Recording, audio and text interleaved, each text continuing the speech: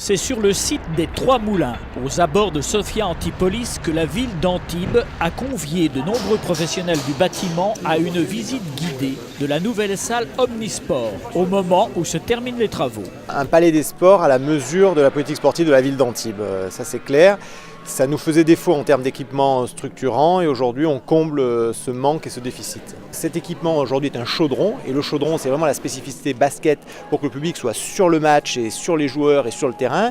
Mais il fallait une polyvalence suffisamment large qui permet d'accueillir d'autres disciplines, voire autre chose que du sport puisqu'elle est configurée aussi pour accueillir des spectacles.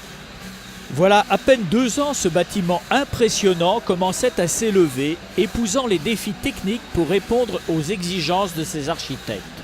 Des entreprises de tout premier plan ont été choisies pour relever ces défis.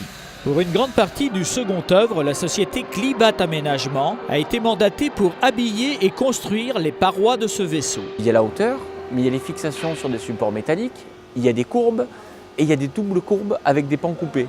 De le voir en 3D, c'était une chose. De le voir sur plan, c'en était une autre. De voir avec le poseur comment on allait appréhender la pose, c'était autre chose. Et de le voir évoluer, ça a été très très enrichissant, ça c'est sûr. Coup de chapeau pour moi aux entreprises, parce qu'au-delà de la conception qui est toujours polémique, la qualité du travail elle l'est moins. Et les entreprises ont vraiment sorti un très très beau chantier. Ça fait plaisir de pouvoir regrouper du monde et de pouvoir montrer un beau projet qui est représentatif, qui est hors norme, c'est toujours intéressant. Captivant, exceptionnel, gigantesque. Et je suis fils d'entrepreneur aussi, donc dans les deux parties, c'est fabuleux. Sur des parties comme on le voit dans le déambulatoire, la qualité de la réalisation est primordiale puisque effectivement c'est le point central du bâtiment, le déambulatoire et l'aspect du chaudron. Donc la qualité de réalisation des panneaux, de la pose des dalles est très importante. On est fiers d'avoir fait une réalisation aussi longue, complexe et lourde au niveau de responsabilité. Tout s'est bien passé, on n'a pas eu d'accident, tout a été réalisé dans les temps. Les matériaux utilisés, on a des plafonds voûtés ou autres. C'était insoupçonné de pouvoir penser qu'il y avait du plâtre ou autre et qu'on pouvait faire des choses aussi merveilleuses. Il a une vision de son entreprise nouvelle et je trouve que c'est dans les entrepreneurs qu'on peut côtoyer, il est de ceux qui fourmillent d'idées. Et du coup, c'est quelque chose qui me plaît beaucoup parce que c'est vrai que ce sont des métiers d'hommes, ce sont des métiers qui portent des valeurs depuis très très longtemps. Ces valeurs n'évoluent pas, mais la manière de les porter évolue. Et Vincent est quelqu'un qui, je trouve en tout cas, les porte d'une manière nouvelle. Et c'est quelque chose en revanche, qui me plaît beaucoup. Le bâtiment est une réussite totale. Je trouve qu'on a une impression de volume assez exceptionnelle dans le hall d'entrée. La seconde salle que l'on a vue aussi avec ses cloisons de très très grande hauteur. C'est franchement une très grande réussite. J'avoue que je suis un peu conforté dans le choix que j'avais fait de Klibat pour mon chantier. Parce que Klibat a déjà fait une énorme performance sur mon chantier avec des cloisons de grande hauteur. Mais là, alors ça dépasse tous les entendements parce que là, on est vraiment sur le double, pratiquement plus du double de hauteur sur les cloisons de grande hauteur.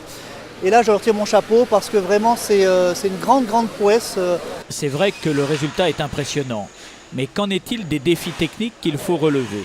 Jacques Fradin et Michael Christophe, architectes du projet, nous éclairent sur les contraintes du cloisonnement dans ce bâtiment. L'entreprise Klibat qui elle a en charge tout le cloisonnement des locaux, donc avec une certaine technicité puisqu'elle interfère totalement avec la charpente, qui est assez unique pour ce type de projet.